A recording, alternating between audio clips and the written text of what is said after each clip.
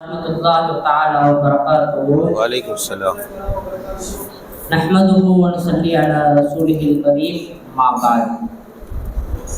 அல்ஹம்துலில்லாஹ். நமக்கு முன்னாடி வந்து பேசிட்டு போன சல்மான் கான் மோலா அவங்க அநேகமா எங்க டீம் பக்கம் வந்துட்டாருன்னு நினைக்கிறேன். அவர் சொன்னாரு ஏபிஜே அப்துல் கலாம் வந்து ஒரு பழமொழி சொன்னாங்கன்னு சொன்னாரு. அவர் அந்த பழமொழி யாருக்காக வேண்டி சொன்னார்? அந்த பழமொழி அவருக்காக வேண்டி சொன்னாரா? நன்றாக யோசிக்க வேண்டும். வாலிபர்கள் ஒரு விஷயத்தை சொன்னால் அது அவர்களுக்காக மட்டும்தான் சொல்வார்கள். ஆனால் ஒரு முதியோர் ஒரு விஷயத்தை சொன்னால் அது அனைவருக்கும் பிரயோஜனம் அளிக்கக்கூடியதாக தான் கூறுவார்கள். ஜும்ராதான் தவறான்னு பார்த்தா அணிலின் தவறா இருக்கு. அவர் அணிலிருந்தே எங்க பக்கம் வந்துட்டாருன்னு நினைக்கிறேன். அவரோட பேச்சை பார்த்தாலே தெரியுது. அக்மா சொன்னாரு, காந்தி வந்து கூறினாங்க என் கூட உறுதுணையா இருந்தது 2 பேர் தான் அப்படின்னு. அவங்க வாலிபர். ஆனா விடுதலை வாங்கி கொடுத்தது யாரு? காந்தி தான்ல. அதை அவங்க பார்க்கவே இல்லையே. நடுவர் அவங்க சொன்னாங்க, ஒருத்தன் கல்யாணம் ஆயிட்டாலே அவன் அனுபவசாலி ஆயிடுறான். ஆனா இன்னைக்கு நம்ம கோர்ட்டோட கேஸ் எடுத்து பாக்குறோம், எத்தனை தலாக், எத்தனை டைவர்ஸ். அந்த டைவர்ஸ் அவ்வளோ கோர்ட்ல பெண்டிங்கா இருக்கு. அதே அந்த டைவர்ஸ் அந்த ஒரு 2 கணவன் மனைவிக்கு மத்தியோட பிரச்சனையை தீர்ப்பதற்கு வருவது ஒரு முதியோர் தான். ஒரு முதியோர் வந்து தான் நீதான் தவறு செஞ்ச அவனுடைய தவறை சுட்டி காண்பித்து அவர்களை சேர்த்து வைக்கிறார்கள். அதற்கு என்ன காரணம்? அவர்களுடைய அனுபவம் தான் அது காரணம். அவர்கள் அனுபவித்திருக்கிறார், அவர்கள் வாழ்க்கையில் அனுபவித்திருப்பார்கள். பிறகு அவர்கள் அதை வெளிப்படுத்துகிறார்கள். சமூக முன்னேற்றம் இப்ப வந்து நான் என்னோட பாயிண்ட்ல வந்துடுறேன்.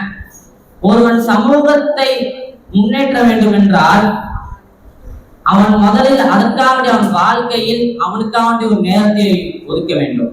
நபிகள் நாயகம் ஸல்லல்லாஹு அலைஹி வஸல்லம் அவர்கள் மேராஜுக்கு செல்கிறார்கள்.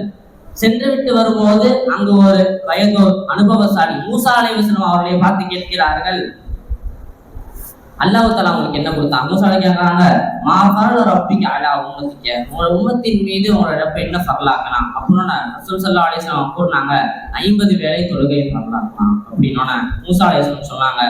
நீங்க திரும்பி போய் அதை குறைச்சிட்டு வாங்க, உங்க உம்மத்துகள் கண்டிப்பா அதை செய்ய மாட்டாங்க அப்படின்னு சொல்லி அந்த 50 நேர தொழுகையை 5 வேளையாக மாற்றினார்கள்.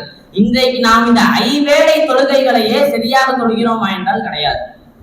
அந்த 5 வேளை தொழுகையும் சரியாக தொழுபவர்கள் முதியோர்கள் தான். ரம்ஜான் வந்து விட்டால் போதும். இளைஞர்கள் பேச வந்திருக்க 3 பேர் 50 வேளை தொழுவிக்கணும். இளைஞர்கள் பேசுறவங்க வந்து 50 வேளை தொழுவிக்கணும். அப்பதான் தெரியும் 5 வேளையே சரியாக தொழுகிறார்களா. மூசா அலைஹிஸ்ஸலாம் என்ற முதியவர் உதவி இல்லாட்டி உங்களுக்கு வந்திருக்குமா 5 வேளை? அவர்களின் அனுபவம் இல்லை என்றால் நாம் அனைவரும் இன்றைக்கு 50 வேளை தொழுது விட்டு இருப்போம். எனவே இப்போ ரம்ஜான் மாசம் வந்துட்டா தராவி 20 ரக்காத் தொழுகிறாங்க. தராவியால உட்காரும் போது ஃபர்ஸ்ட் ரக்காத்துல தக்பீர் பண்ண முதியோர்கள் தக்பீர் கட்டிடுறாங்க. ஆனா ஒரு வாலிபர்ல 2 கேட்டகரி இருக்காங்க. ஒருத்தர் நேரா வெளியே போயிடலாம், ஒரு அப்படியே அழகா பார்க்கலாம். சரியா இமாம் வந்து ருக்கு போகும்போது வெளியில இருந்து அடிச்சு பிடிச்சிட்டு உள்ளவங்க ருக்கு போறான், இவன் டமடமா நினைச்சு ருக்கு போறான். அந்த நிலைமை வாலிபர்கள் இருக்கிறது. அனுபவம் பேசுதற்கு அவங்க சொல்றாங்க, வாலிபத்துலதான் ஆற்றலும் இருக்கு, அனுபவம் இருக்குங்கிறாங்க. ஆனா வாலிபத்துல இருக்கக்கூடியவர்களுக்கு வயோதிகளோட குவத் அதிகம். ஆனா அவங்க வந்து கரெக்டா தொழுகிறாங்களா அப்படின்னு பார்த்தா கிடையாது. அடுத்ததாக அந்த காலத்திலிருந்து இந்த காலம் வரை ஒரு உயர்ந்த பதவியில் அடைய வேண்டும் என்றால், ஒரு உயர்ந்த பதவியில் ஒருவன் இருக்க வேண்டும் என்றால் அதற்கு காலத்தில் அவன் படித்த படிப்பை கேட்பதில்லை. அவனுடைய எக்ஸ்பீரியன்ஸ் அனுபவத்தை தான் ஒவ்வொருவர்களும் பார்க்கிறார்கள். நம்ம இஸ்லாத்தை ஏற்றுக்கொள்வோமே, அபூபக்கர் ரலியல்லாஹு அன்ஹு அவர்கள் கிலாஃபத்தை பொறுப்பெடுத்தது வயோதிகத்தில் தான். உமர் ரலியல்லாஹு அன்ஹு அவர்கள் கிலாஃபத்தை எடுத்தது வயோதிகத்தில் தான். உஸ்மான் ரலியல்லாஹு அன்ஹு அவர்கள் கிலாஃபத்தை ஏற்றது வயோதிகத்தில் தான். இன்னும் அலி ரலியல்லாஹு அன்ஹு அவர்கள் கிலாஃபத்தை ஏற்றதும் வயோதிகத்தில் தான். என்பது இந்த வயோதிகம் என்பது ஒரு பெரிய ஒரு பதவியில் இருப்பவர்கள் இன்றைக்கு எதிர்பார்க்கிற ஒரு அனுபவம், ஒரு எக்ஸ்பீரியன்ஸ். ஏன் இந்த காலத்தை எடுத்துக்கோமே, வாலிபர்கள் நிறைய பேர் வேலை இல்லாம இருக்காங்க. வேலை இருக்கு, ஆனா அவங்களோட படிப்புக்கு ஏற்ற வேலையை செய்யறாங்களா அப்படின்னு பார்த்தா கிடையாது. அவங்களோட படிப்புக்கு ஏற்ற வேலையை செய்யறாங்க யாரு? முதியோர் தான் செய்யறாங்க. இன்னைக்கு எங்க போனாலும் எக்ஸ்பீரியன்ஸ். இதுக்கு முன்னாடி இந்த வேலை ஒரு கடையில எத்தனை வருஷம் பார்த்தேன். ஏன் டாக்டர் படிப்பு எடுத்துக்கோமே, ஒருத்தன் MBBS 5 வருஷம் படிக்கிறான், படிச்சுட்டு அவன் கோல்டு மெடல், அவன் தான் ஃபர்ஸ்ட், எல்லாத்துலயும் 100க்கு 100 அப்படின்னு இருக்கான். ஆனா அவனை ஃபர்ஸ்ட் அவனை ஒரு ஆபரேஷன் செய்ய விட்டுருவாங்களா, இல்ல ஆபரேஷன் தான் செஞ்சுக்க வருவாங்களா? அவன்கிட்ட ஒருத்தர் ஒரு உதாரணத்துக்கு சொல்றேன், ஒருத்தர் வந்து ஹார்ட் சர்ஜரி பண்ணும் அப்படின்னா, அவர் வந்து இவங்க தான் இப்போதைக்கு கோல்டு மெடலிஸ்ட், போன வருஷம் தான் முடிச்சாங்க அப்படின்னா அவர்கிட்ட போய் ஹார்ட் சர்ஜரி பண்ணிக்குவாரா, இல்ல இவர் வந்து இதுவரை 60 சக்சஸ்ஃபுல்லா பண்ணியிருக்காரு அவர்கிட்ட போய் பண்ணிக்குவாரா அப்படின்னு பார்த்தா, 60 டைம் யார் சக்சஸ்ஃபுல்லா அந்த ஆபரேஷன் முடிச்சிருக்காங்களோ அந்த அனுபவசாலியிடம் தான் அவர் போய் ஆபரேஷன் பண்ணிக்குவார்.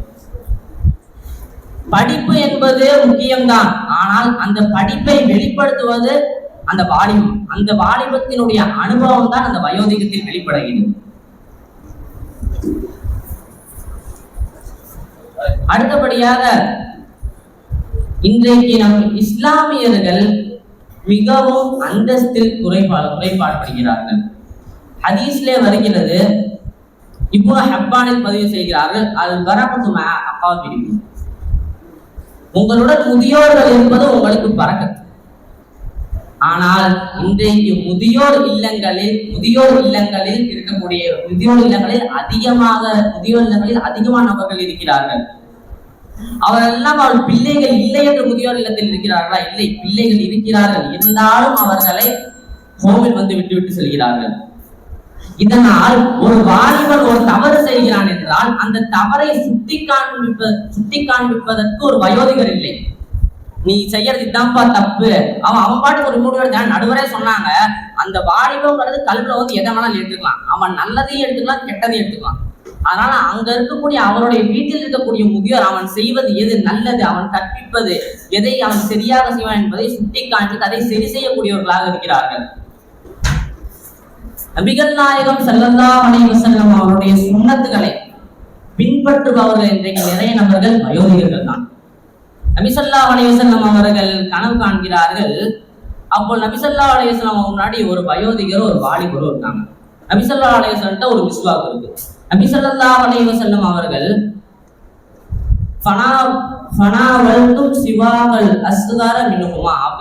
அந்த சிறுவருக்கு மிஸ்வாக்கை கொடுப்பதற்கு அவர் முன்னேறினார்கள். அப்பொழுது ஒரு குரல் கேட்டது, கப்பீர் கப்பீர், நீங்க வந்து பெரியவர் என்று கேட்டது.